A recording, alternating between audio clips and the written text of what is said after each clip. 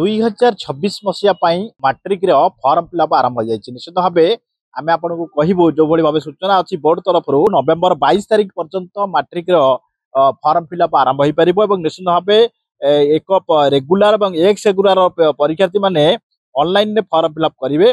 पत्र विनिमय परीक्षार्थी बोर्ड आंचलिक कार्यालय ऑफलाइन फॉर्म फिलअप करेंगे।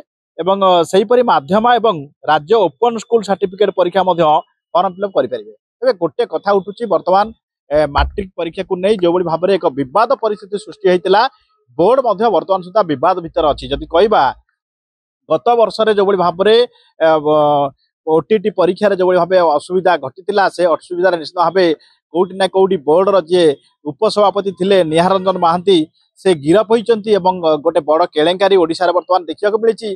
तेणु ए बर्तमान जो 2026 मसीह जो भाव में बर्तमान परीक्षार्थी मैंने परीक्षा देवे बोर्ड तरफ प्रेस विज्ञप्ति जारी होती नवेम्बर 26 तारिख पर्यंत पिला माने फॉर्म फिलअप करेंगे।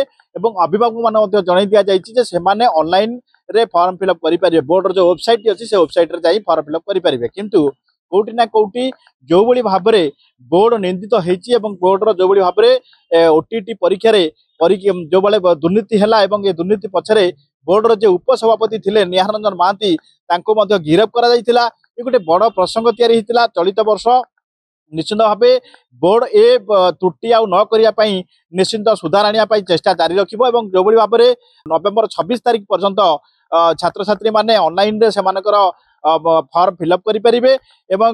जदि कौन त्रुटि रुए 26 तारिख 11:45 पर्यंत समय धार्य करा बोर्ड तरफ माध्यम कथा कहतु संस्कृत कथा कहतु से एक प्रेस विज्ञप्ति पर बर्तमान छात्र छात्री मन मध्य उत्साह जारी रही बर्तमान फॉर्म फिलअप आरंभ करेंगे। किंतु कौटी ना कौटी बोर्ड कर्तृपक्ष निश्चित भाव 2026 जो मैट्रिक परीक्षा हम यह निश्चित भाव केमती सुधार आनिबे जो परिस्थिति सृष्टि होती बोर्डर जो भाव बोर्ड निंदित होती ओटीटी परीक्षा जो भाव दुर्नीति है जो दुर्नीति बोर्डर उपसभापति निहार रंजन महांती गिरफ हेले ए कौटी ना कौटी घटना ओडिशार चर्चार विषय अच्छी। निश्चित भाव आम आशा करवा 2026 मैट्रिक परीक्षा जो भाव शांति शुक्ल हम जो भाव ऑफलाइन और ऑनलाइन रे छात्र छात्री माने फॉर्म फिलअप करेंगे।